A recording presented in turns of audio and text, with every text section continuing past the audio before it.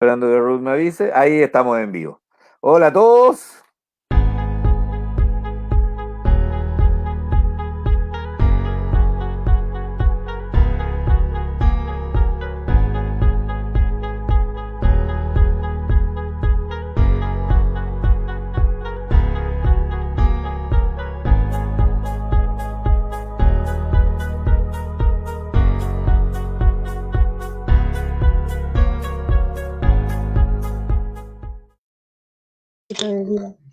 Hola a todos, bienvenidos. Estamos esperando que den las 8 para comenzar la reunión, pero quería conectarme ya para que todos estén pendientes del comienzo de la reunión. Aquí al lado mío tengo a una gran amiga. ¿Puedo decir gran amiga, Antonia, de tantos años? Por supuesto que sí. A esta altura no podemos decir conocido. No, ya no tenemos la capacidad de ser conocidos. No. Mi gran amiga Antonia Toledo es presidenta de Nuevo Renacer, ¿no? Yes. Presidenta de la Fundación Nuevo Renacer.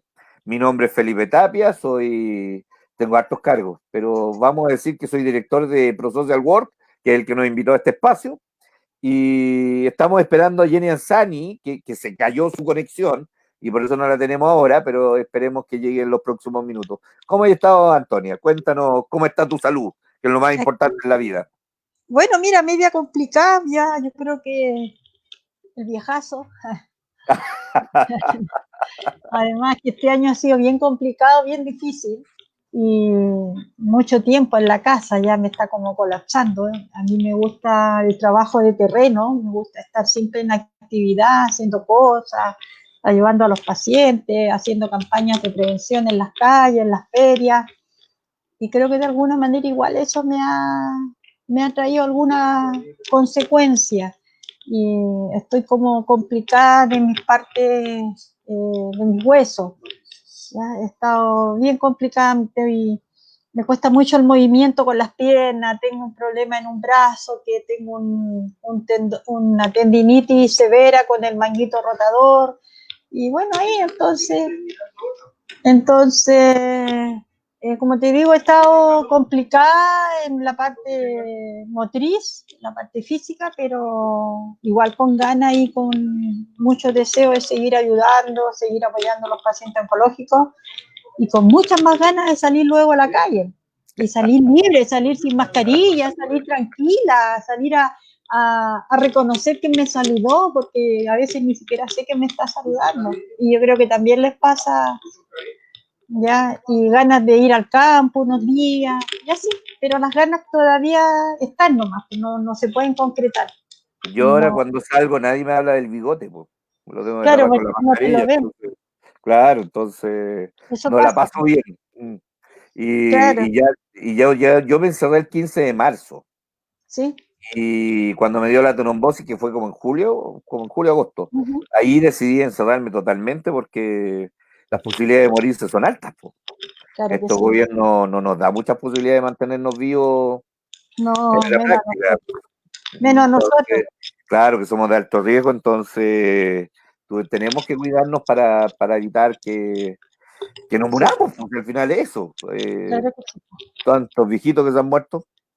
Cuéntame de tu familia, Antonia. ¿Cuántos hijos tienes tú? Yo conozco a 3 de tu hija, dos hijas. Tengo 3 hijos, un hijo varón Y 2 y 2 hijas. hijas mujeres. Ya. Y ¿Cuántos nietos? tengo 9 nietos y un bisnieto. 9.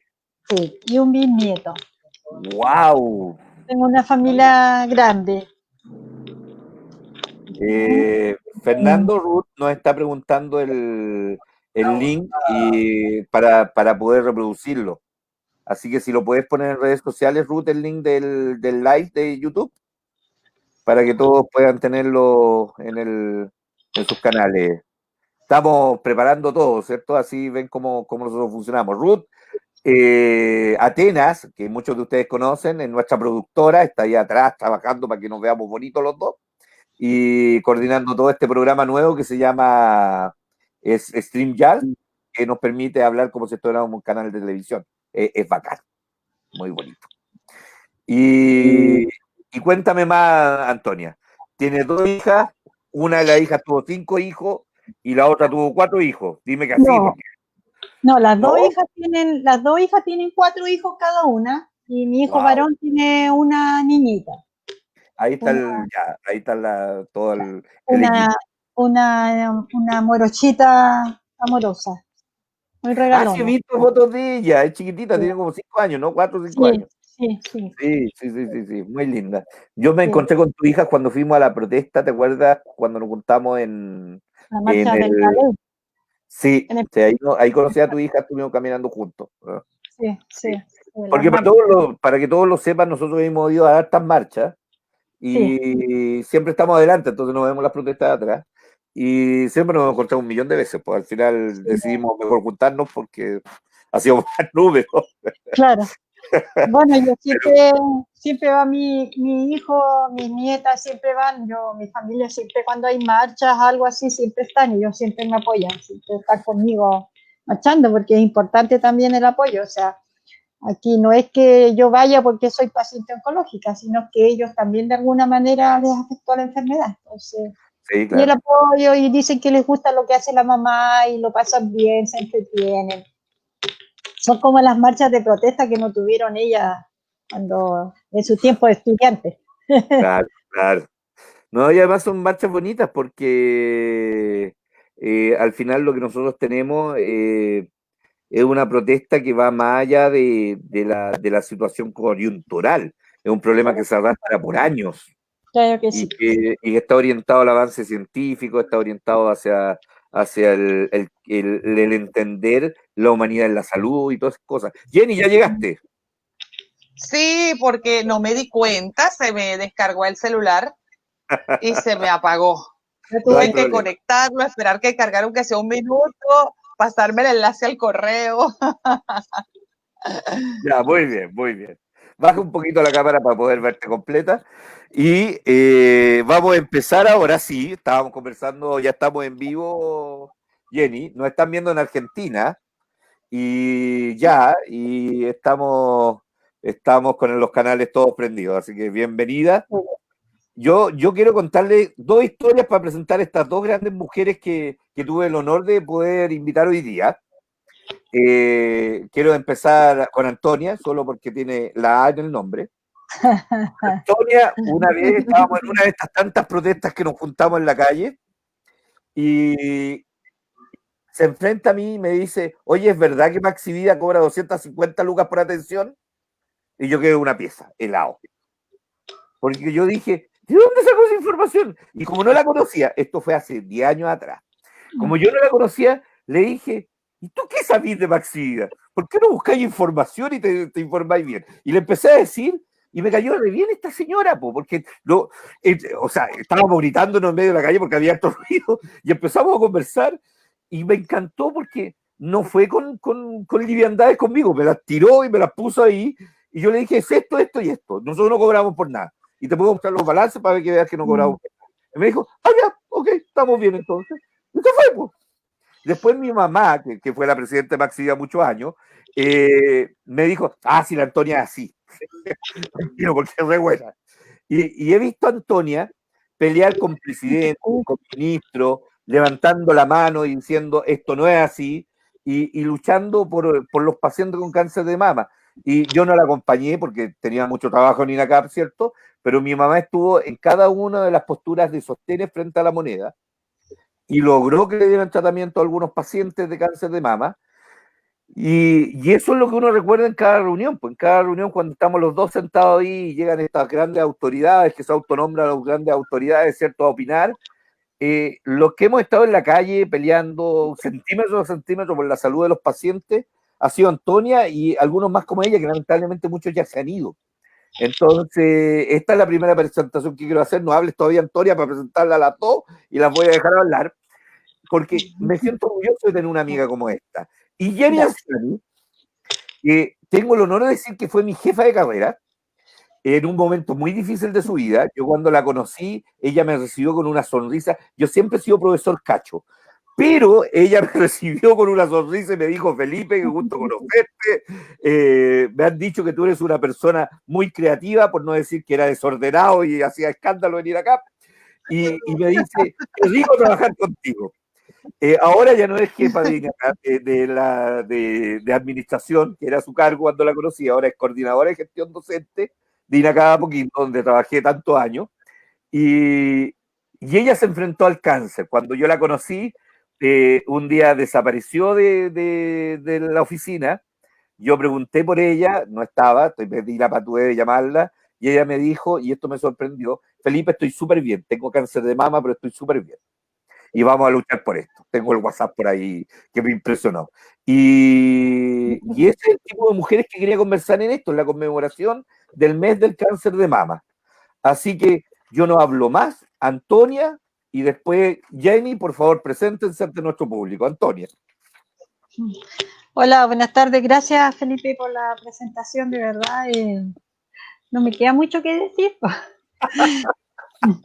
Ahora, sí, ¿verdad? Cuando nos conocimos yo tenía una información de que ustedes le cobraban a los pacientes. Me había llegado información y algunos correos, algunos pacientes que me pedían que yo intercediera.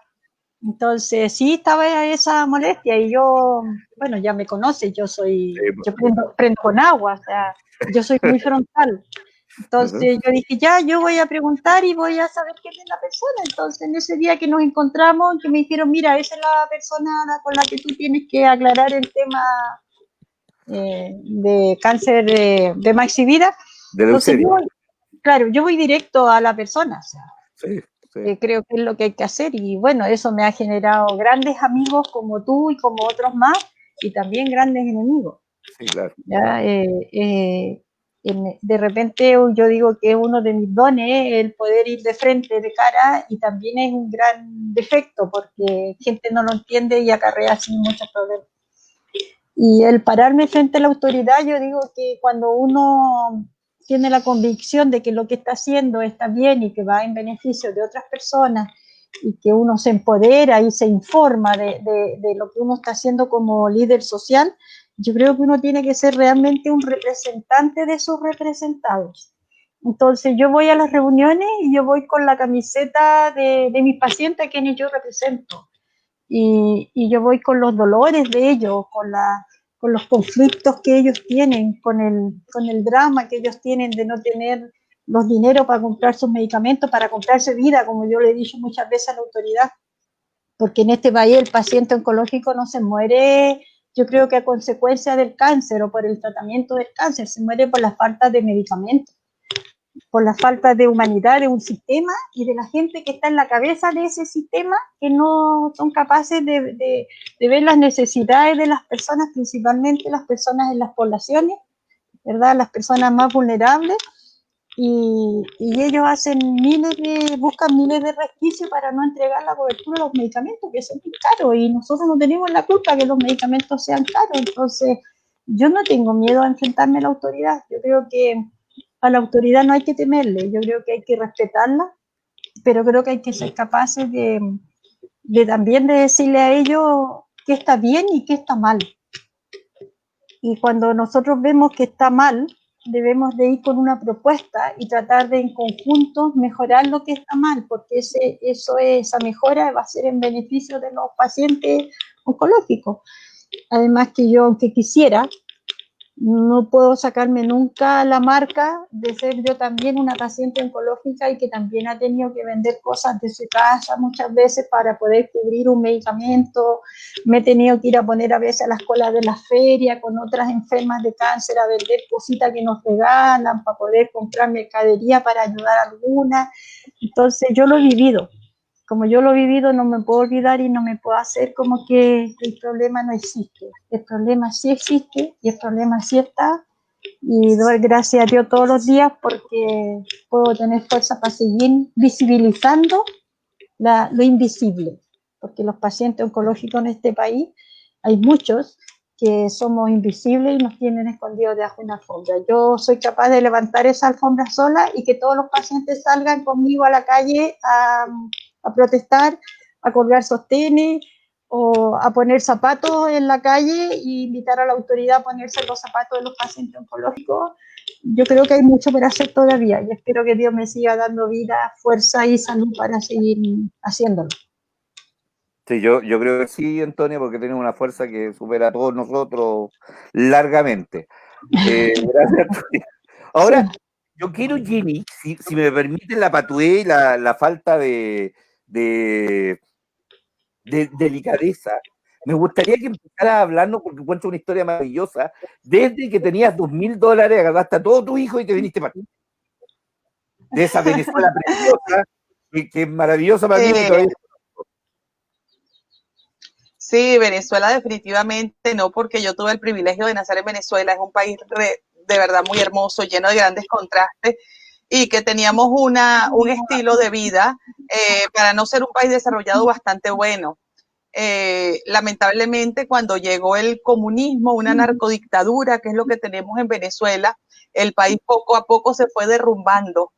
Y todo lo que habíamos construido, ya una mujer como yo de 40 años, con una vida hecha, todo se iba derrumbando alrededor de nosotros y íbamos viendo cada vez más un país en ruinas alrededor nuestro.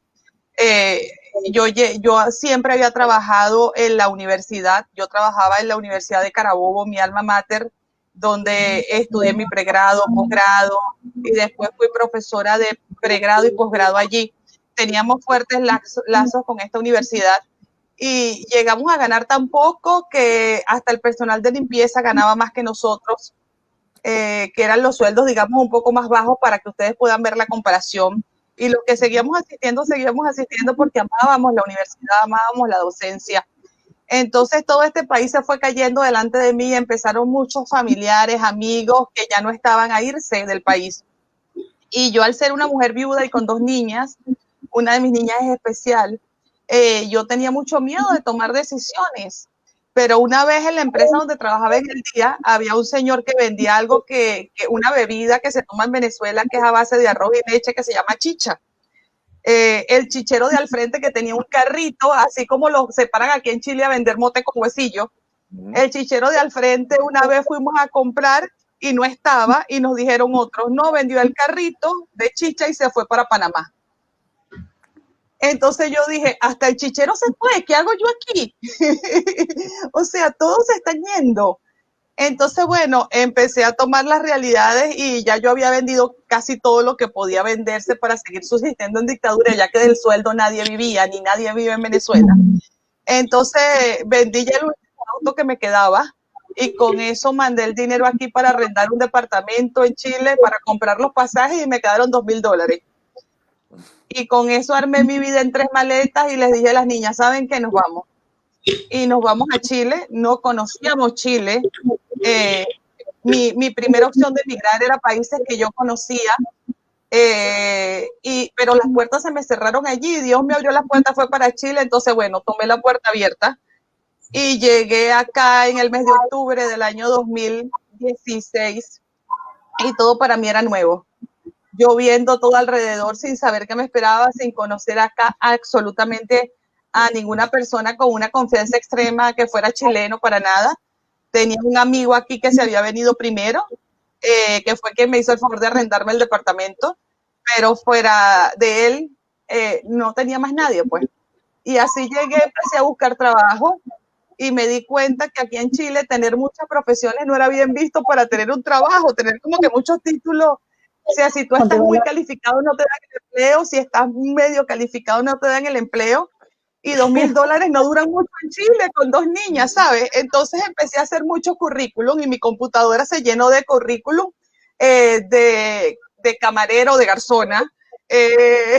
Hice un currículum con solo la educación media para secretaria. O sea, yo tenía una variedad de currículum de acuerdo al empleo que postulaba, porque necesitaba un empleo urgente. Yo no me podía dar el lujo de esperar por un empleo mejor. Pues el que más me costó hacer fue de camarera para un hotel, ¿sabes? Los que tienden las camas y esas cosas, porque no hallaba qué experiencia colocar allí. O sea, no sabía cómo hacerlo, pero tenía una variedad de currículum. Entonces, si querían en currículum con una profesión, tenía uno, con un solo posgrado ponía, si era con 2 posgrados, colocaba con 2 posgrados.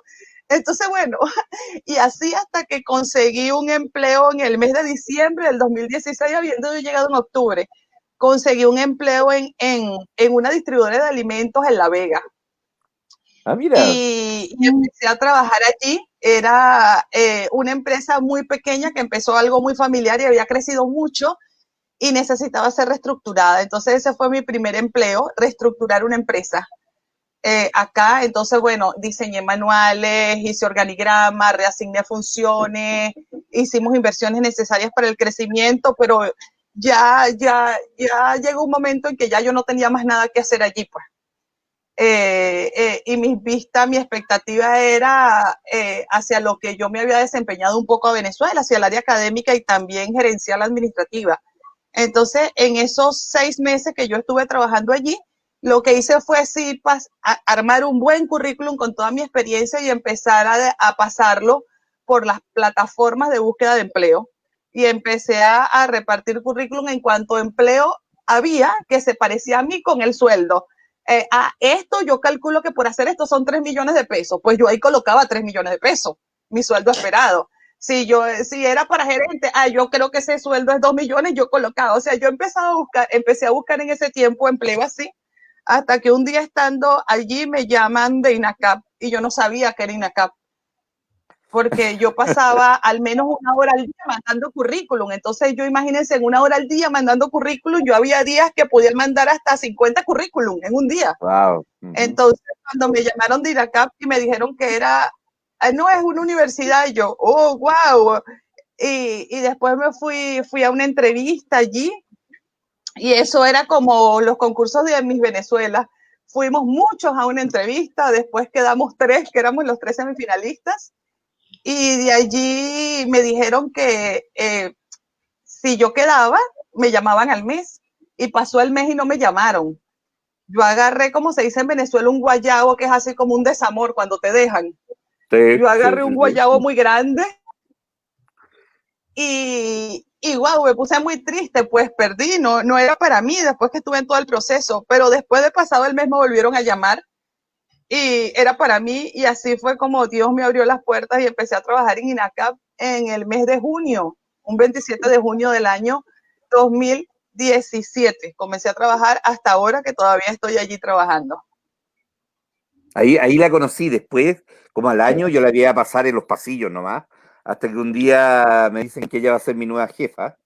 Yo ya estaba viajando a alguna parte, entonces estaba pidiendo atraso de clase. Era mi primera conversación con mi jefe. Y converso con ella y le digo, voy a viajar, no me acuerdo qué país, porque voy a una conferencia de organizaciones de pacientes. ¿Qué sentiste de eso cuando te dije eso, Jenny? ¿No se escucha ahí? Eso fue en Chile. No, y aparte que las universidades se manejan y en Venezuela no existe como, digamos, los institutos profesionales. Lo más parecido es la UNEFA, que graduaba en 4 años con un título profesional. Pero en Venezuela existen los institutos tecnológicos de 3 años y salen técnicos superiores universitarios, y las universidades que son 5 años o 6 años medicina, por ejemplo. Pero esa figura de instituto profesional no existe en Venezuela, no es conocida como tal, ¿no? No tenemos una experiencia así, y también funcionan distintas las universidades. Entonces, cuando yo conozco a Felipe y lo primero que me dice es que va a pedir permiso, yo, oh, wow, qué encuentro tan poco, tan peculiar, ¿no? Tan peculiar. Sí. Y entonces me empecé a dar cuenta que Felipe tiene una personalidad bien especial, y yo creo que enseguida hicimos enganche en cuanto a conversar, en cuanto a tratar un entendimiento de esto. Y con Felipe recuerdo que eran las horas que me tenía que recuperar muchas, y yo presioné bastante a Felipe por todas las horas que me tenía que recuperar, lo puse contra la espada y la pared, así que yo la verdad que no entiendo por qué él me guarda algún aprecio, porque yo creo que en ese tiempo lo presionó bastante por esas horas, y también yo les decía que por el cáncer tuvimos pocos meses trabajando juntos y no me dio la oportunidad tampoco de hacerle alguna maldad. Entonces yo creo que es un cúmulo. Sí, puede que haya sido eso, no alcanzaste tarde. Yo creo que en general por eso todos me quieren, no nos dimos tiempo. Bueno, y cuéntame, cuando te declaran el cáncer, cuando vas a este examen de rutina y te dicen que te encontraron el cáncer, ¿qué pasó, Jenny? ¿Qué sentiste? Cuéntanos.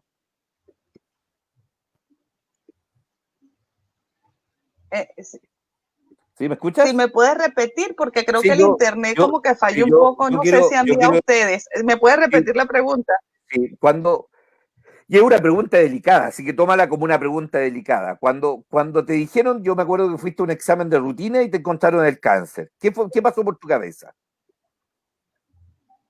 Sí, sabes que, y esta parte es súper importante porque en mi familia no hay antecedentes de cáncer de ningún tipo, ni por parte de mi padre ni de mi madre. Para nosotros el cáncer es una enfermedad que existe, pero como muchas cosas que hay en el mundo, que cuando tú no las sientes, no las padeces, sabes que existen y están allí, pero no tienes una experiencia ni una expertise al respecto. Entonces, en mi caso fue así y un día yo haciéndome un autoexamen sentí algo muy pequeño y lo tomé muy en serio, porque al día siguiente yo fui al médico habiéndome hecho un control hace 6 meses con un ginecólogo. Yo fui al doctor y el doctor me dijo que no era importante lo que él sentía porque el bulto me dijo en el examen físico que se movía así o asado y que me hiciera mis exámenes, pero que no era tan importante. Y yo recuerdo que las fiestas patrias eran esa semana siguiente y a mí me habían dado hora para hacerme exámenes como en 15 días o 3 semanas, pero yo igual fui, busqué sobre cupo y me hice los exámenes y a la semana ya yo tenía unos exámenes con una probabilidad muy alta de lo que había allí fuera cancerígeno. Entonces, eso es lo primero súper importante de tomarse las cosas en serio y darle la importancia que amerita esto. Cuando yo vi el B-Rite que decía mis exámenes, en un examen había más de un 50% de posibilidades de cáncer y en otro más de 90%, para mí eso fue un choque terrible.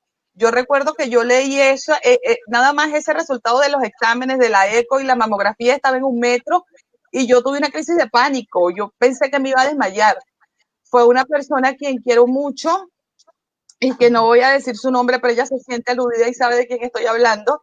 Fue a la estación del metro, Manquehue, a hacerme contención y a poderme subir en el vagón del metro porque yo no podía, sentía que me iba a desmayar. Y después de eso, bueno, ya empecé a ir a un oncólogo, vino la mamografía, vino ya la biopsia, vinieron las agujas, los doctores, todas esas cosas que no son cercanas, para mí que nunca había sido una persona enfermiza, fuera de una gripe, fuera de tonterías y cuestiones así. Empezó todo esto hasta que al fin, a mediados de octubre del 2018, tuve el diagnóstico que era un cáncer de mama triple negativo. Y yo recuerdo que cuando yo fui a buscar el diagnóstico, yo tenía una reunión en la universidad y yo me vestí con tacos, me arreglé bien para la reunión que tenía, porque yo todavía aspiraba, bueno, eso puede ser grasa, puede ser algo así. Y fui allá a la Católica y revisé mi examen y en la esquina allí de Marcoleta abrí y ya yo había leído un montón, porque el gran problema mío es que leo mucho. Y ya yo había leído todos los tipos de cáncer que existía, todos los tratamientos, cuáles eran los mejores, los peores. O sea, ya yo estaba un legajo, que cuando eso mi jefa inmediata era Carolina Díaz. Y Carolina me decía que ya dejara de leer, que estaba bueno. Pero yo no lo podía evitar. Y cuando yo leí el tipo de cáncer, que de paso era triple negativo, que es uno de los cánceres que no es hormonal, no responde a hormonas y que solamente tiene un tipo de tratamiento, que es la quimioterapia. Y ya yo había leído que esto era de los peores cánceres. Y de paso, leí en el examen, que ya lo había aprendido también de la lectura, que te dan allí de cómo es el crecimiento de las células y mi crecimiento era de cada 10, 9 se estaban desdoblando. O sea que era un crecimiento bárbaro lo que estaba experimentando y eso hablaba de la agresividad de lo que estábamos allí. Entonces, no, yo abrí eso como a las 9 de la mañana y yo me paralicé. Yo la verdad que decirte que en ese momento lo tomé bien, no, yo te mentiría. Yo pasé todo el día vagando por Santiago, fui a 2 oncólogos ese día, hasta que al fin ese día, como a eso de las 9 de la noche, esa misma amiga que me fue a rescatar al metro, me pudo ubicar en una plaza y fue y me buscó y me llevó a la casa. Y fue algo muy fuerte ese primer día. Digamos que esa primera semana fue una semana de duelo, que yo creo que el duelo no solamente por la pérdida de un ser querido, nosotros experimentamos duelo por muchas cosas. Y esa para mí fue una semana de duelo muy fuerte, de llorar, de no entender por qué estaba pasando y de orar mucho al Señor que Él me mostrara cuál era la voluntad en mi vida con esta enfermedad. Yo recuerdo que en esos días me puse a googlear en Facebook, encontré un grupo de personas que habían sufrido cáncer triple negativo y encontré los comentarios de varias mujeres. Varias de ellas ya habían muerto porque la publicación tenía 5 años, pero encontré dos, una en México que estaba viva y otra en España que también estaba viva.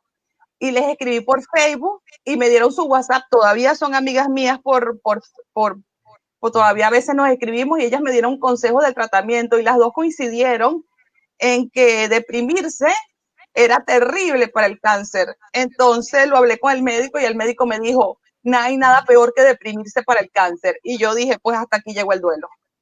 Hasta ese día llegó el duelo. Hasta ahí dije, no, ya lo lloré, ya pasé una semana llorándolo y ya no tengo para qué llorar, ya lloré lo suficiente día y noche esta semana. Así que yo creo que hasta ese día fui abatida en cama. A partir de allí ya empecé con una actitud totalmente distinta.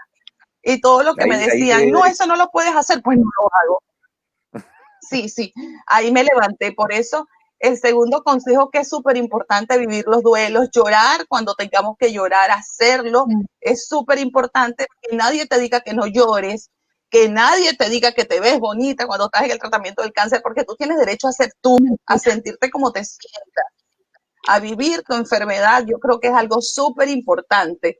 Entonces, hay muchas personas que ni siquiera lo dicen por mal, pero dicen unas cosas que son fuera de lugar. Entonces, es importante que seas tú durante el tratamiento y que no te dejes vencer, porque es una enfermedad que cada cáncer es tan distinto uno del otro y no tiene por qué necesariamente ser muerte. Pues de algo nos tenemos que morir, evidentemente, es que nunca queremos morirnos, pero no tiene por qué ser malo. Puede ser o tú puedes ver el medio vaso lleno o el medio vaso vacío.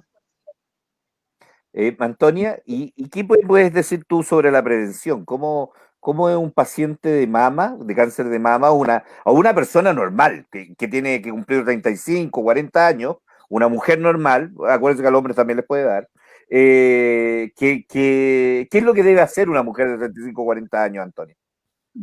Bueno, mira, primero que nada decirle a Jenny que me siento totalmente identificada con tu relato, porque verdad que eso pasa, de verdad que se nos viene el mundo encima cuando tenemos el diagnóstico y cuando nosotras por curiosidad no esperamos que sea el médico que vea los exámenes, sino que nosotras los abrimos porque tenemos un presentimiento. A mí también me tocó, también yo andaba sola, también me perdí caminando en el centro de Santiago, daba vueltas y vueltas, no sé, una carabinera me rescató, cuando en esos tiempos te rescataban, porque me veía que yo caminaba mucho dentro de una cuadra y lloraba por la calle y estaba muy mal. Y te quiero decir que yo también tengo el HER2 negativo, así que creo que puedes tener una amiga acá en Chile también con ese mismo tipo de cáncer. Gracias. Creo que cuando nosotros somos curiosas, somos más metiche, me decía mi mamá, que me metía donde no debía, que andaba buscando cosas en los lugares que no debía buscarlas. Yo creo que uno empieza a indagar, a investigar y uno se quiere informar de lo que tiene, y a mí también me pasó. Entonces, cuando yo veo qué tipo de cáncer es y que este cáncer no tiene un buen pronóstico porque las quimioterapias además no están con cobertura acá en este país, no tenemos cobertura, prácticamente no tenemos el medicamento, yo también me di cuenta de que con la pena, con la depresión no iba a ganar nada, que yo quería seguir disfrutando mi familia, ya mis hijos estaban grandes, ya tenía nietos. Entonces llegó un momento en que yo dije, esta vida que Dios me va a regalar desde hoy día va a ser para mí y la voy a vivir para mí. Fui capaz de sentarme y conversar con mis hijos, con mi pareja y decirles de que yo quería vivir ahora para mí y haciendo lo que a mí me gustaba realmente hacer y que a mí siempre me había gustado la parte social. Y siempre fui además dirigente social de colegio, de junta de vecinos, de iglesia, de muchas cosas. Pero después me metí en esto, en hacer el trabajo social con el tema, con los pacientes, ayudando a pacientes oncológicos. Yo creo que el que nosotros seamos capaces de pararnos y abrazar, apañar a otra mujer que está recién viviendo lo que nosotros ya vivimos, creo que eso ya es importante. Y el poder entregarle fuerza a esas mujeres también a nosotros nos ayuda con fuerza, porque nos hace sentir, quizás no esenciales, pero nos hace sentir que todavía servimos, que todavía podemos hacer algo por otras personas. Yo siempre digo que el ayudar a otros pacientes oncológicos, principalmente mujeres, pues yo trabajo más que nada con mujeres con cáncer de mama, es mi mejor terapia. Yo no tengo los recursos para comprar este medicamento carísimo que está acá en Chile, que vale más de 40 millones de pesos, pero no estoy enfocada solamente en eso, o sea, mi vida está enfocada en otras cosas y creo que Dios de alguna manera nos bendice y nos da fuerza. Así que te digo, Jenny, ya, así como yo creo que vamos a poder contar como amiga, podemos de repente contarnos, porque igual hay muchas cosas que nosotras no las hablamos, que no las guardamos, ¿verdad? Yo digo, hay emociones, hay sentimientos en que nosotros ni siquiera lo compartimos con la almohada. Yo no quiero que mi entorno me vea triste, pero a veces que yo ando bien triste, a veces que yo me siento mal, a veces que yo necesito que alguien me abrace. Y pasa todo el día y nadie se da cuenta que yo tengo esa necesidad y nadie me abraza. Y en la noche lloro calladita. Y al otro día me levanto como si nada hubiera pasado. Pero creo que es importante también tener eso, así que yo te ofrezco mi amistad, creo que vamos a ser buena amiga y además tenemos el mismo compañero que está todos los días durmiendo al lado de nosotros, que es el HER2 negativo. ¿Ya? Así es, muchísimas gracias, Antonia. No, con respecto a lo que es la prevención, bueno, yo creo que aquí en Chile falta mucho para que haya una realmente prevención de cáncer en general. No hay políticas públicas de prevención porque no se inyectan dinero a esto. Hoy día tenemos una ley cáncer que nos habla de prevención, pero para nosotros tener prevención como nosotros creemos que debe haber, necesitamos una ley de políticas públicas en prevención. No podemos hacer una ley donde está todo metido, todo lo que es cáncer oncológico es lo mismo. Para la prevención es otra política pública y eso es lo que tenemos que entender. Yo creo que falta. Yo siempre digo de que no puede ser que mi salud y la salud de todas las personas en Chile esté en manos dependa de la caridad de la autoridad de turno, porque la prevención debe partir desde los consultorios, atención primaria, y los consultorios, la atención primaria, los CEFAM, como los queramos llamar, están en manos de los alcaldes. Entonces, que si cada 4 años nos cambian el alcalde, nos cambian el tema de la atención, ¿verdad? Porque además el alcalde trae su persona de confianza para que sea director de consultorio y vamos cambiando médico y vamos haciendo cambios. Y eso, en el fondo, va arrastrando otras cosas, otros trabajos administrativos que a lo mejor son muy importantes, pero va dejando de lado la prevención. A mí me gustaría ser autoridad comunal para poder trabajar en políticas públicas comunales por salud. Me gustaría hacer mis propias políticas públicas dentro de la comuna y mejorar lo que es la salud para las personas, para mis vecinos, la gente de mi comuna, pero ya eso no va a ser, eso fue un sueño, ya fue un programa, fue un plan que yo tuve, pero sí se pueden hacer cosas con voluntad. La voluntad política nos falta. Creo que lo que nosotros hacemos como dirigentes también es política, pero es política social. Pero en este país prima la política partidista, prima la política del partido y la política del pituto y la política de cómo voy llenando mi billetera. No prima la política de poder mejorar las condiciones de las personas que menos tienen. Entonces, creo que nosotros estamos como llamados, o a lo mejor nosotros nos hemos sentido obligados, Felipe, a hacer este trabajo. Y nosotros hacemos este trabajo en forma voluntaria. A nosotros nadie nos paga por lo que estamos haciendo. Pero si uno lo mira fríamente, nosotros somos empleados públicos, pasamos a ser empleados del Estado y empleados serviles del Estado, porque nosotros hacemos un trabajo que sirve al Estado, pero el Estado no lo reconoce. El Estado a nosotros no nos ayuda, porque no hay proyectos en los cuales nosotros podamos entrar a concursar para poder ganar y financiar un proyecto de, por ejemplo, hacer prevención un año en toda una comuna, y ese año bajar el índice de personas diagnosticadas de esa comuna. Yo creo que nosotros sí lo podemos hacer, pero no hay una instancia donde nosotros podamos presentar ese proyecto, porque a las gobernaciones les interesan otros proyectos, les interesan más los proyectos que son comerciales, los proyectos donde va a entrar recursos, no los que van a salir. Con nosotros saldrían recursos, no van a entrar. Pero si tú cuentas, Antonia, disculpa que te interrumpa, lo que tú estás diciendo es muy, muy cierto. Nosotros en Inglaterra sabemos que hay un médico que está especializado en el cuidado y la prevención y le pagan por mejorar la prevención en el país. Y en España están las escuelas de pacientes en donde toda la comunidad se organiza para apoyar los procesos. Y no es un gasto mayor para el Estado, es prevención directa, es ahorrar en gastos médicos. Ustedes dos saben cuánto es el costo de la no prevención. El costo de la no prevención puede salir para un paciente entre 100, 200 y 500 millones de pesos. Un costo de prevención de una cirugía chiquitita que sale 200.000 pesos, en el momento adecuado y con un tratamiento adecuado, puede ahorrar todos esos millones de pesos al Estado. Si nosotros hacemos prevención, no le estamos gastando plata al sistema, estamos haciendo que el sistema funcione y salvando vidas. Claro que sí. Es que mira, yo creo que aquí debiera partir en los colegios. Yo te digo, cuando le ponen a las niñitas de sexto básico esta vacuna para el papiloma, pero no les están diciendo por qué, no las están educando. Yo te lo digo porque nos pasó con una nieta. Yo le pregunto a mi hija, ¿cuándo te llamaron a una reunión para explicarte por qué era esta vacuna? ¿Para qué? No, es que no sé, mamá, que nunca nos avisaron. Entonces llegaron al colegio, llegan con las cámaras de televisión y todo porque necesitan meter esto, porque es un negocio, y vamos vacunando a los chiquillos. Yo creo que hay que educarlos. Nosotros vamos mucho a las escuelas, vamos a escuelas de adultos, vamos a los liceos. Yo te digo, una vez fuimos a un liceo de adultos a Tirpín, donde nos dijeron con mucho cuidado, porque no son cabros buenos, son cabros hasta patos malos, nos dijeron que eran, que teníamos que cuidarnos, porque son niños que no cabían en ninguna otra escuela normal y que estaban en esa escuela. Entonces nosotros llegamos súper asustados, pero fuimos igual. Y cuando yo entro a la sala y veo muchos chiquillos jóvenes sentados para todos lados, les faltaba poco que prendieran ahí el cigarro, el pito, qué sé yo, nadie pescaba, lo que uno le hablaba. Entonces yo dije, yo me tengo que poner a la altura de estos niñitos.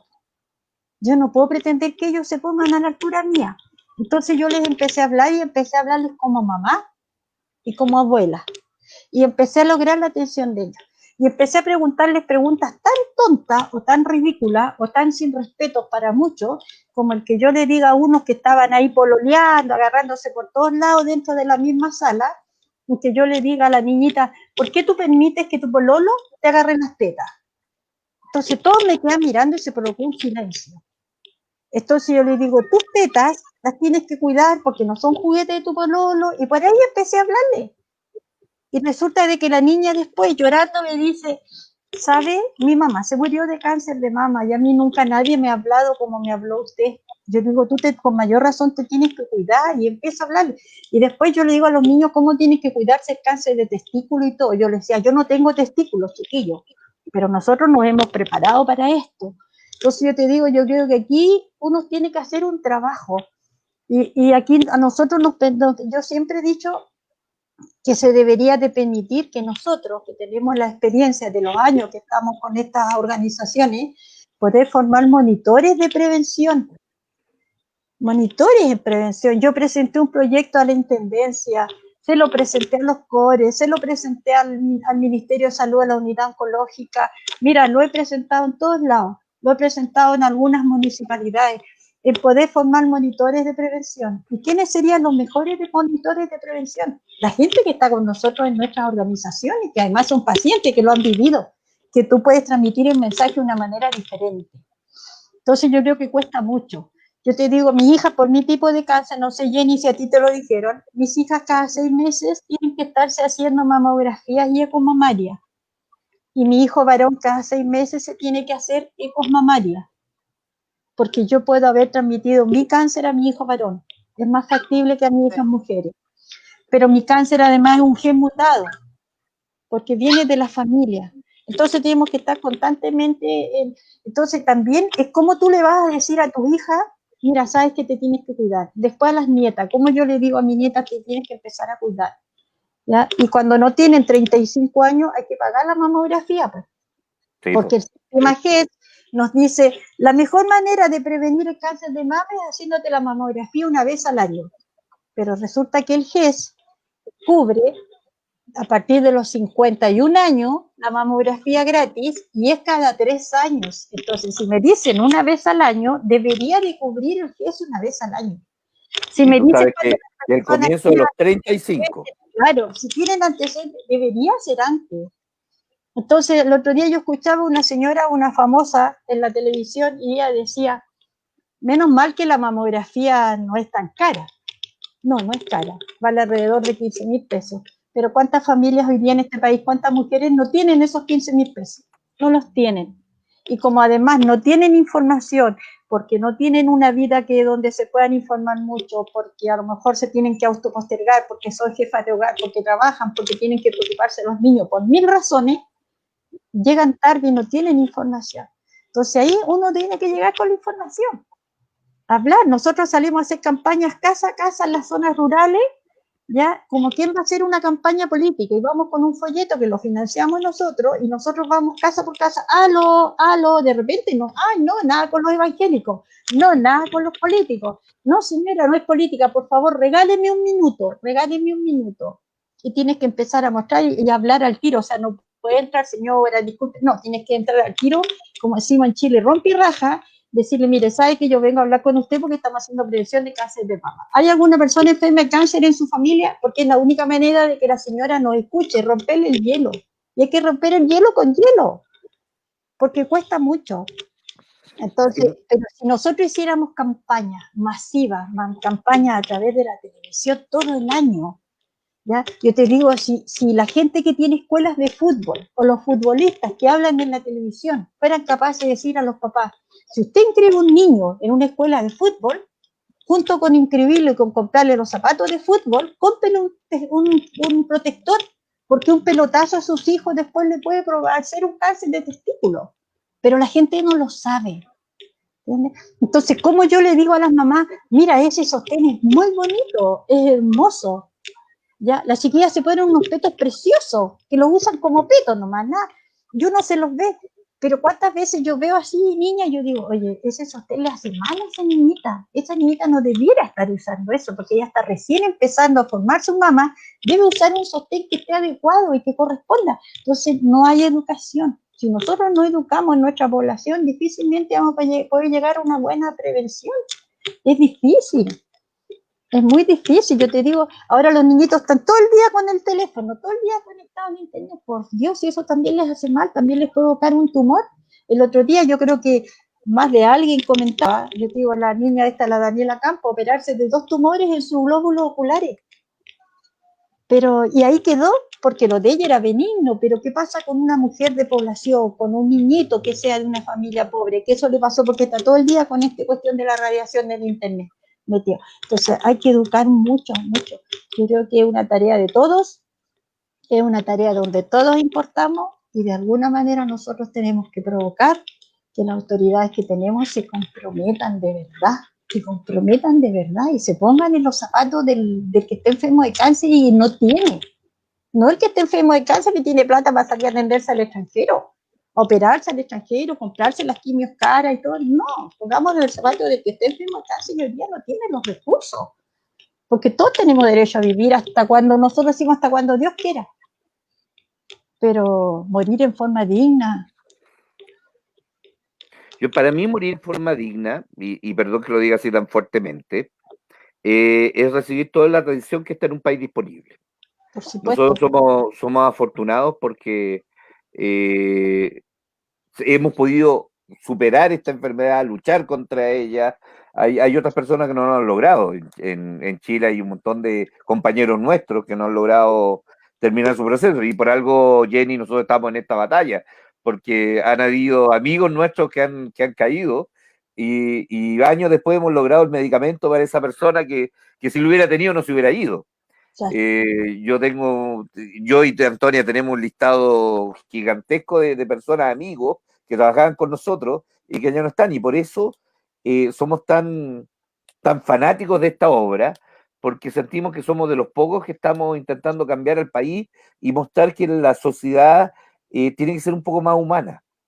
que a veces comprarse un auto para el presidente o un avión para el presidente no es tan importante como poner una clínica alemana en un barrio pobre, que no es imposible, pero es necesario. Entonces, cuando nosotros vamos y reclamamos ante las autoridades, siempre nos miran como personas agresivas, que Sí, hablamos duro. Y muchos conflictivo. otros líderes, claro, muchos líderes nos dicen es que ustedes no son positivos a solucionar los problemas. Y yo creo que están totalmente equivocados porque nosotros necesitamos la solución de los problemas, no los parches. Entonces, cuando vemos que una paciente necesita 40 millones, 400 millones de una sola vez para mejorarse, porque esa persona vive en Chile y no en el sector que debió haber nacido, no se los den, creemos que hay que mejorarlo y no hay excusa para eso. La vida jamás ha tenido excusa. Yo quiero hablarle un poquito de la fe y me gustaría cerrar con tu programa de los sostenes que quiero que nos expliques para que Jenny también se incorpore, porque me encantaría que fuera, ella tiene mucha fuerza, es una tremenda persona y sería una maravillosa líder. Sí. Y ya la vamos a pololear para eso. ¿Ya entendiste qué significa pololear, cierto, Jenny? En estos años. Hace rato ya aprendí. Ya, perfecto. Vamos a pololearla para poder conquistarla en este negocio. Que no se Hay que gana nada, aprenderlo y pero. practicarlo. Bueno, yo quiero hablarles de dos cosas particulares. Una, de la fe. ¿Qué implica la fe? Porque antes de empezar la reunión estábamos hablando de qué iglesia es cada uno. Somos de iglesias, todas iglesias diferentes. Pero me gustaría que ustedes dos, Jenny y después Antonia, nos comentara qué importancia tiene la fe en el tratamiento de una enfermedad como el cáncer. Partamos por ti, Jenny. Para mí la fe no solamente durante el cáncer, sino que siempre me ha sostenido en mi vida. Quien me conoce sabe que el cáncer no es el único capítulo triste de mi vida. Han habido otros capítulos también bastante fuertes y la fe siempre ha sido el motor, es ese motor que me ha unido a Dios. Y la certeza que tengo en mi vida de que soy salva porque Cristo murió por mí en la cruz, la certeza que lo tengo a Él como Padre y que nada ocurre en mi vida por casualidad, sino que todo tiene un propósito y que no voy por la vida dándome tumbos o creyendo en un destino incierto, sino sabiendo que voy de la mano con Él, ha marcado mi vida.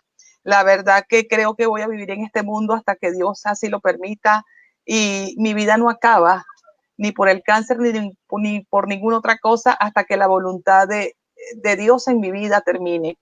Así que cuando me preguntan si mi fe, mi Dios es fundamental, sí, sin ella no soy nada. Y mis cortos años que tuve antes de aceptar al Señor Jesucristo como mi Salvador personal son nada en comparación a los años que tengo en la fe. Más de 25 años de haber seguido este camino de fe del cual no me arrepiento y que siempre lo comparto, trato de compartirlo en mis redes sociales, con las personas que conozco, es algo que no oculto porque es parte fundamental de mi vida.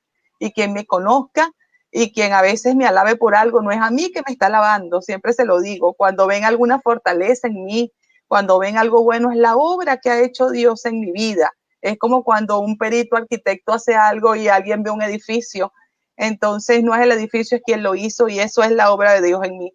La lucha contra el cáncer, estar yo aquí en Chile y luchar contra una enfermedad así, con mis dos hijas, pero rodeadas de los amigos que hice, de la familia que hice aquí en Chile, de mis compañeros de trabajo en INACAT que estuvieron allí presentes cuando, como ustedes dicen, la enfermedad no está totalmente cubierta aquí en Chile y fue algo que yo tuve que descubrir porque no manejaba absolutamente nada del sistema de salud, nada, nada. Fue una experiencia que amerita un programa aparte de lo que es para un extranjero conocer el sistema de salud acá en Chile. Entonces agradezco al Señor que proveyó cada una de las cosas que necesitaba y las sigue proveyendo. Así que bueno, en general, la invitación es a cualquier persona, no solamente porque esté pasando por una enfermedad, sino todos tenemos una necesidad increíble en nuestras vidas de que esté Dios en ella. Y no sabiendo de que Dios existe, porque aún la Biblia dice que los demonios creen y tiemblan, sino creerle de una manera personal, aceptarle de una manera personal y vivir una vida para Él, porque lo único que desea es nuestro corazón.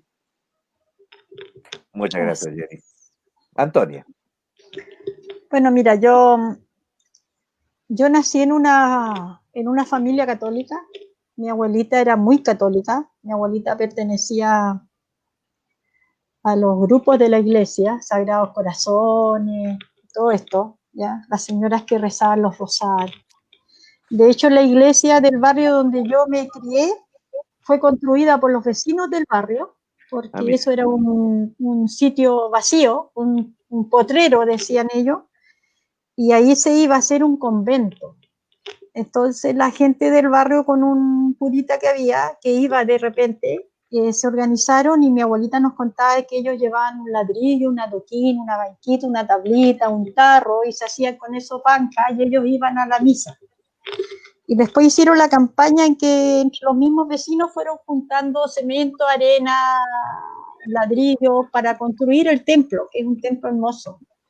Y el sacerdote que nosotros tuvimos la suerte de conocerlo ya viejito, Monseñor Munita, ¿ya? Nos ubicaba muy bien a nosotros porque mi abuelita era la que organizaba todo eso, todos los vecinos. Entonces mi parte de trabajar con la gente viene de ahí, de lo que me heredó mi abuela, el sentimiento del trabajo social y de organizar cosas. Entonces yo nací en esta familia con esa historia católica y nos obligaban a ir a misa todos los domingos, ya éramos de misas dominicales y todo, pero después, a medida que yo crecí, yo también me integré a trabajar en los grupos de la iglesia, la pastoral juvenil, ayuda fraterna y todo eso. Y cuando yo quedé viuda con mis hijos, yo quedé viuda siendo muy joven con mis hijos, entonces de verdad que yo no tuve una buena acogida en la iglesia católica, en la iglesia o en el templo donde yo iba, donde yo trabajaba, donde yo hacía mi trabajo social. Todo lo contrario, muchas señoras se ponían celosas conmigo, ya, entonces yo un día le dije al padre que me iba a retirar de los grupos de la iglesia porque yo a la iglesia no iba a buscar marido, yo iba a buscar otra cosa, otro sentido para mí, que era lo que me había inculcado mi abuela paterna. Entonces yo digo, no voy a venir más porque yo tampoco, como no vengo a buscar marido, yo no vengo a mirar Marruecos. Y el cura se empezó a reír, entonces me dice, ¿cómo? Y yo le cuento a él lo que está pasando. Yo digo, hay algunas que han hecho escenas de celo, que me han tirado mensajes pesados, aunque yo esté con mi hijo. Entonces yo me retiré de los grupos de la iglesia, pero no me retiré de la fe, de la religión. Yo hace muchos años que yo digo, yo soy una bendecida por Dios, a mí Dios me ama porque me tiene con vida después de pararme de 9 cirugías complicadísimas. Estuve casi un año hospitalizada y que me mandaron a mi casa a morirme por el problema del cáncer, tú bien lo sabes. Sí. Entonces yo digo, a mí Dios me ama y yo digo, si yo soy una obra de Dios, yo tengo que hacer lo que a mí Dios me pide. Yo siempre cuando voy al grupo o tengo que hablar de religión, yo siempre digo, yo no soy de las personas que están metidas en una iglesia, yo no voy a misa, voy cuando hay una misa de algún familiar que falleció.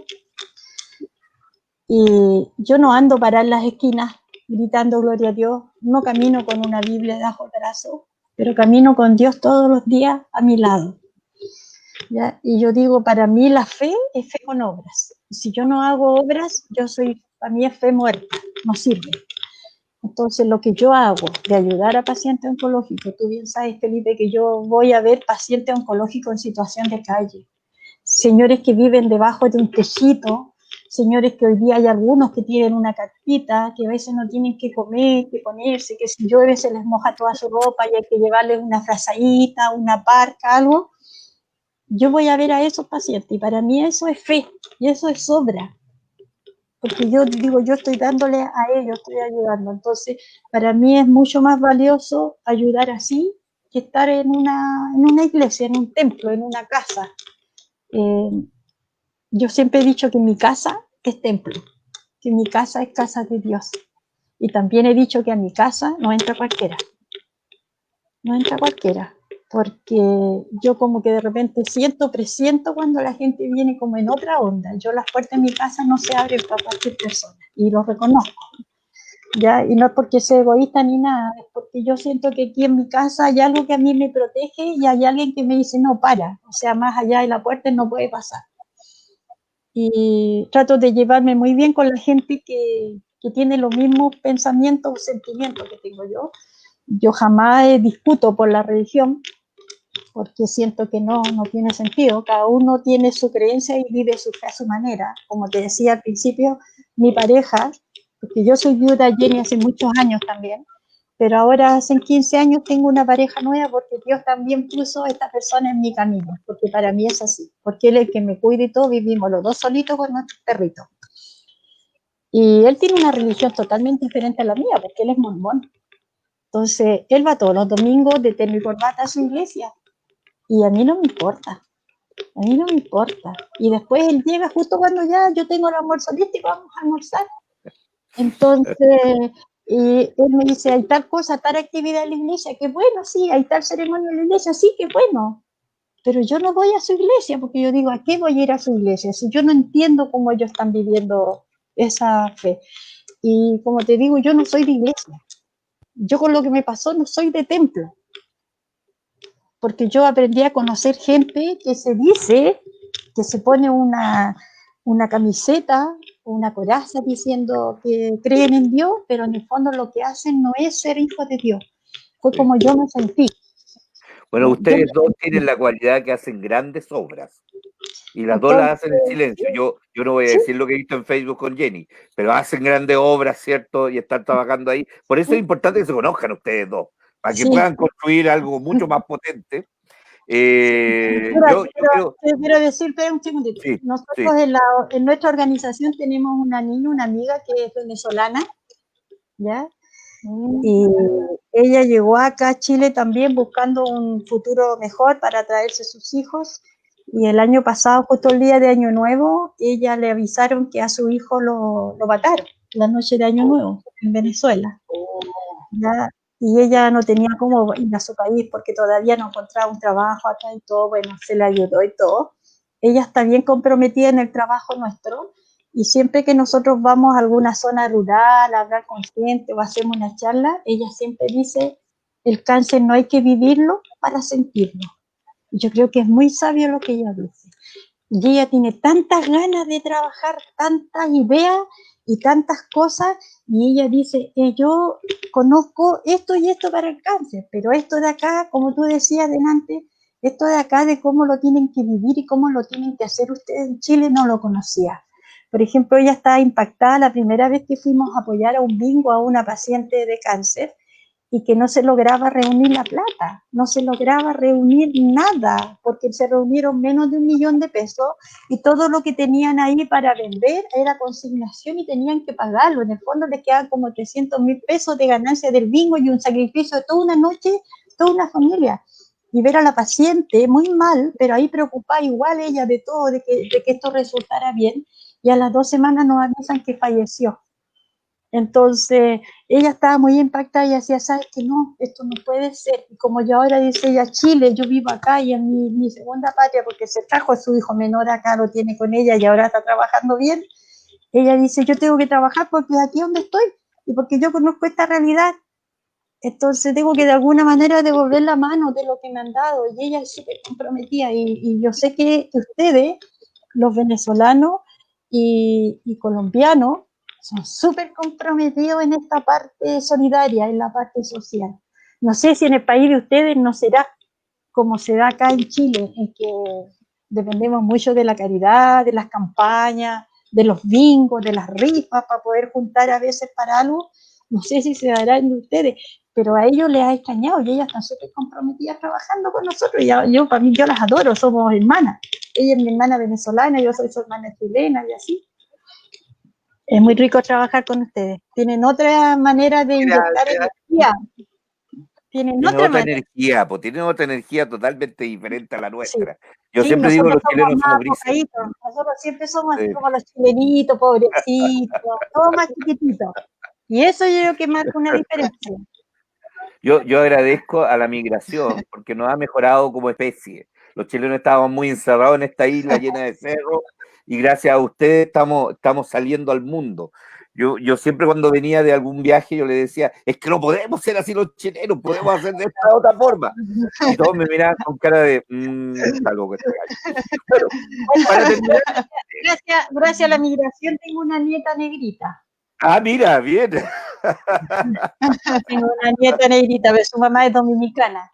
Así que, Muy y bien, muy bien. ella no salió a nosotros, salió negrita, pero negrita.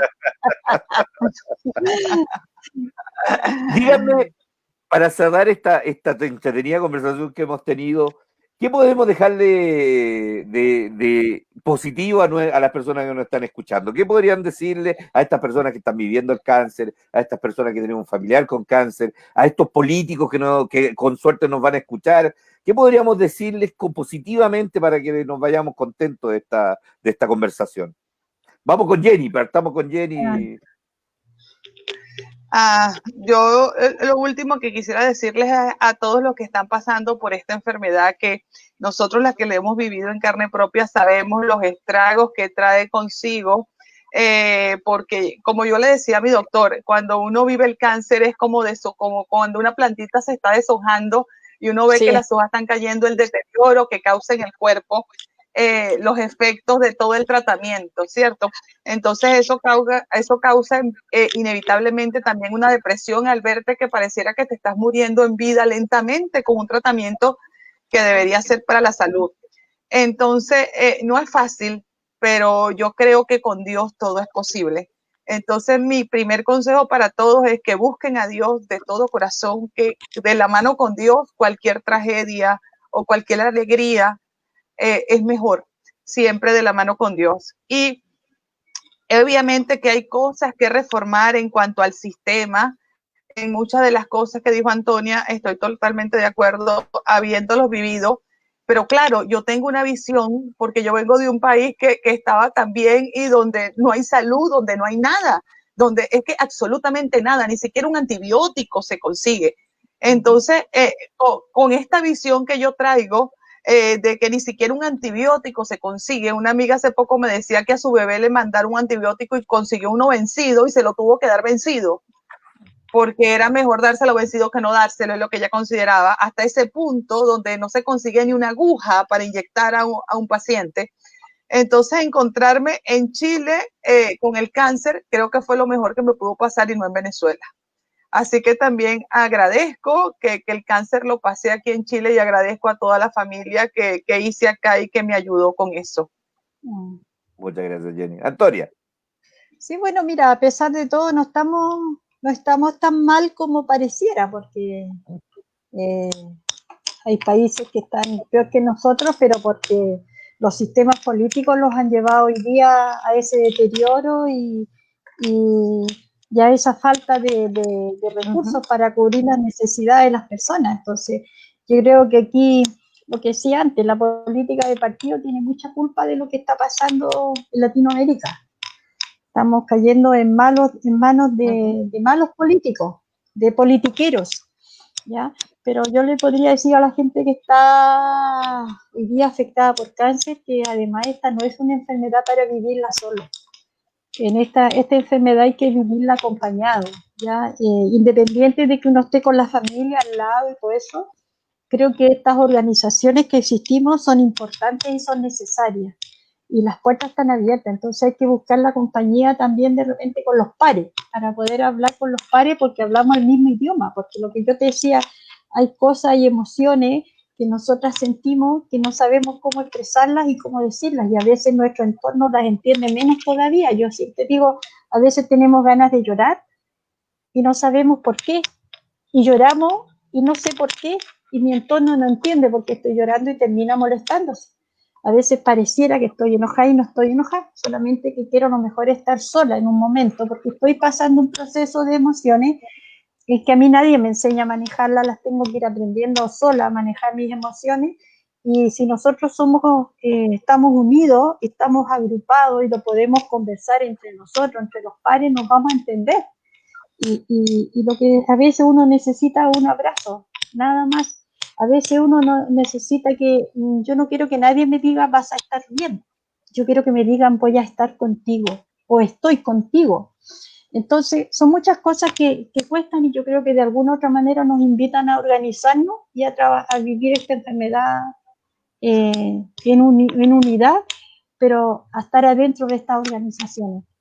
Y en la medida que dentro de estas organizaciones de pacientes oncológicos que hay, nosotros podamos ayudar a otras personas, vamos haciendo de esto una terapia, una buena terapia, porque nos va dando fuerza, porque vemos que hay otra persona que nos necesita, vemos que hay una mujer que está en depresión, que está muy débil y necesita que le den fuerza, que necesita que le digan, mira, tú puedes salir adelante, esto, yo no te voy a dar una receta, pero a lo mejor algo de lo que yo te pueda decir te puede ayudar, porque es más fácil que las mujeres se depriman ante esto. ¿Ya? Es más fácil que las personas se derrumben, se van al suelo, les cuesta salir a flote. Y la depresión es pero el alimento para el cáncer, ya es lo peor. Entonces la gente cuando cae en depresión, obviamente que lo quito y no va a morir por depresión, murió por cáncer.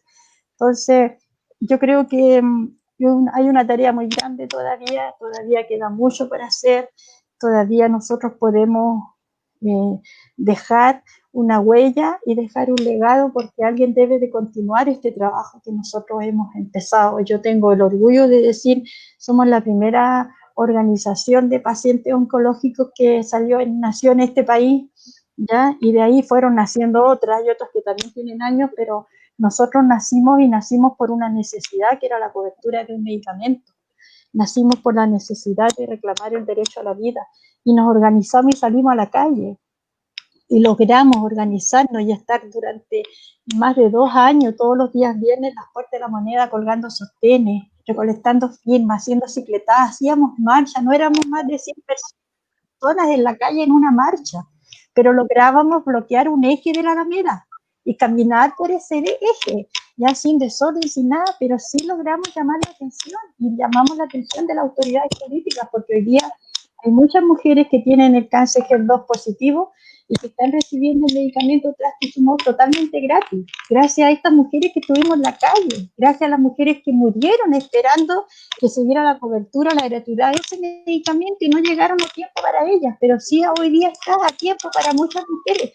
Entonces creo que si nosotros estamos unidos y trabajamos unidos, hacemos fuerza, sí vamos a lograr sensibilizar a la autoridad, porque nosotros necesitamos llegar al Ejecutivo. Y necesitamos que los tomadores de decisiones entiendan que la salud no es una caridad, la salud es un derecho y nos las tienen que dar. No porque ellos sientan compasión de una paciente, no porque ellos sientan, ya sabéis que eso por último se lo vamos a dar para que esta señora no venga más a catetear acá, como me decía Becerra. Creo que no, tienes que darlo por derecho, ¿ya? Mira, y aprovechar lo que tú dijiste delante, Felipe, disculpa que me entienda, tú dijiste que para mostrarle a Jenny. Nosotros en nuestro grupo hicimos un taller de arte terapia porque necesitábamos hablar de nuestras emociones que estaban escondidas y nunca sabíamos cómo. Entonces de repente una o dos contaban su historia, lo que les estaba pasando, a veces llorábamos juntas, pero ahí quedaba y había otras que nos íbamos guardando las cosas. Entonces llegó un momento que yo dije, ¿cómo podemos hacer? Y era una idea que estaba de años hasta que logramos nosotros sacar esta idea, ordenarla, llevarla a un papel, hacer unos croquis y logramos hacer. Entonces nosotros hicimos un taller de arteterapia que le pusimos Bordando mi dolor. Y este taller se hizo con 10 mujeres con cáncer de mama metastásico. Algunas de ellas este año fallecieron 2 de esas 10 mujeres y 2 hijas de mujeres que tenían este cáncer que no tiene tratamiento.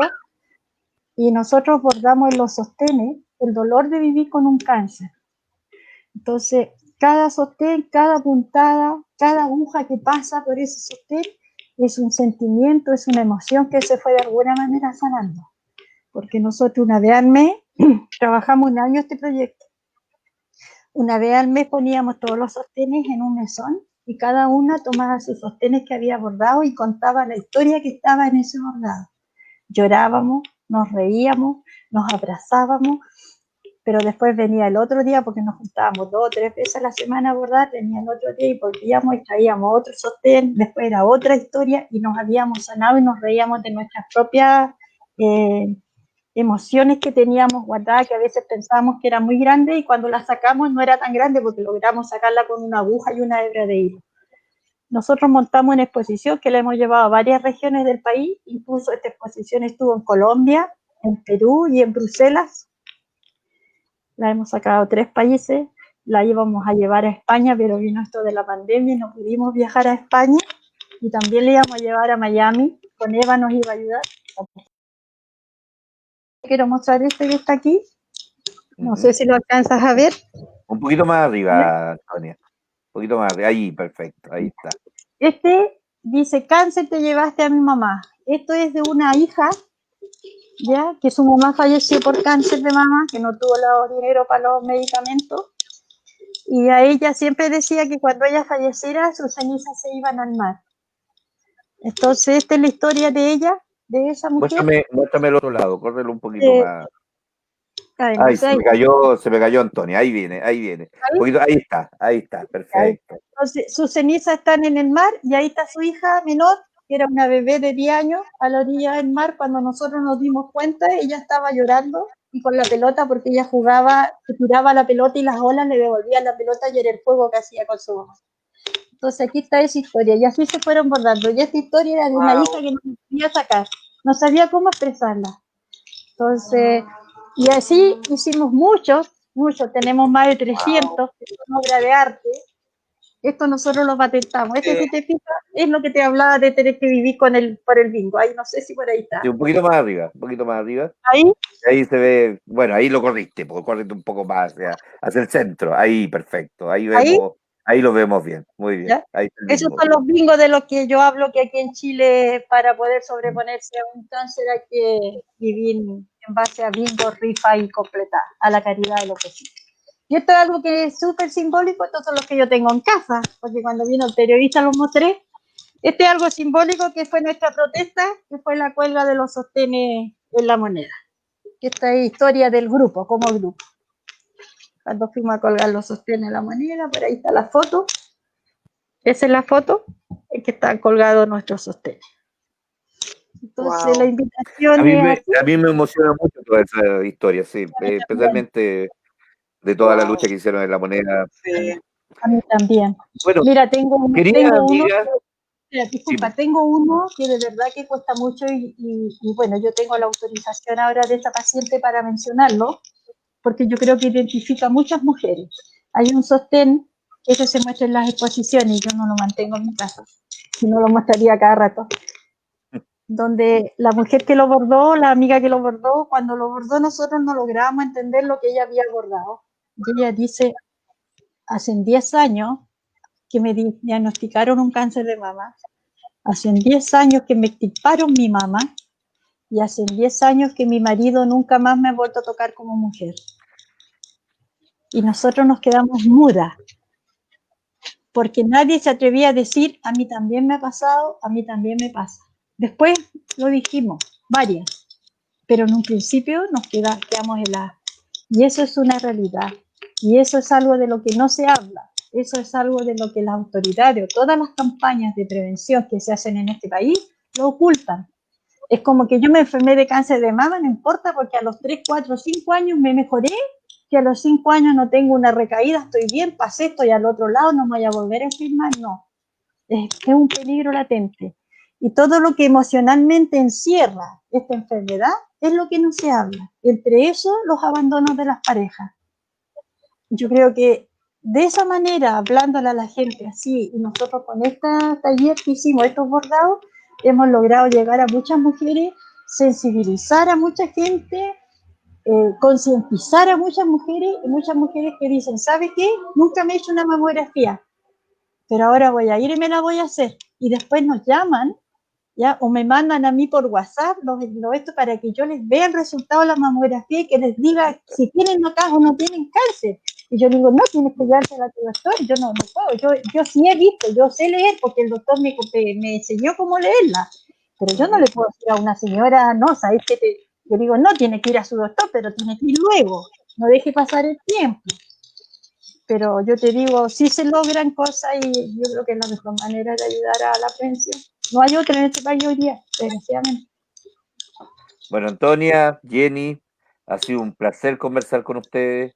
Creo que nos quedaron muchas cosas en el tintero, pero creo que esta conversación nos mueve el espíritu a muchos. Recuerden que la familia también se enferma de cáncer. Cuando un familiar tiene cáncer, todos nos enfermamos. Esos llantos que ustedes dicen solas de ustedes también están en nuestra familia, en nuestros cuidadores. Claro, cuando uno no sabe cómo abrazar a la persona con cáncer, no sabe cómo ayudarla, cómo acompañarla. Es tan doloroso como la familia, los temores, el luto previo. Que, pues, tenemos tantas cosas que conversar que vamos a hacer una agendita para invitarlas nuevamente. Ha sido un gustazo conversar con ustedes dos. Muchas gracias. La invité porque para mí son mujeres que admiro mucho. Muchas gracias. Sin importar que Jenny en algún momento puede que en el futuro me hubiera echado, porque sí lo merecía, pero yo las admiro mucho como mujeres, como luchadoras, como mujeres de fe, y le agradezco mucho el tiempo que me han dado para poder conversar con todos acerca del cáncer de mama, especialmente en este mes. Pero como tú decías el otro día, Antonia, esto es una conversación de 365 días en el año. Tenemos que derribar los tabús, tenemos que hablar de sexo, tenemos que hablar del cáncer de mama, tenemos que hablar de la reconstrucción mamaria, que en este país tampoco se habla, tenemos que hablar de los tratamientos a alto costo, tenemos que dignificar la enfermedad, porque la enfermedad es parte de nosotros también. Sí. Y el vivir con ella también es un factor importante para comprender cómo nosotros podemos luchar contra las enfermedades. Así que te agradezco, Jenny, te agradezco, Antonia. Gracias. Le vamos a pedir a Ruth que nos ponga la musiquita para terminar. Y muchas gracias. Nos vamos a ver en el destino. Personas como nosotros no desaparecemos del mundo, siempre nos encontramos. No. Así que aquí estamos. Gracias, Felipe. Saludos a tus papás. Gracias, Felipe. Gracias, cariño. Chao. Oye, y Jenny, ya te voy. Chao.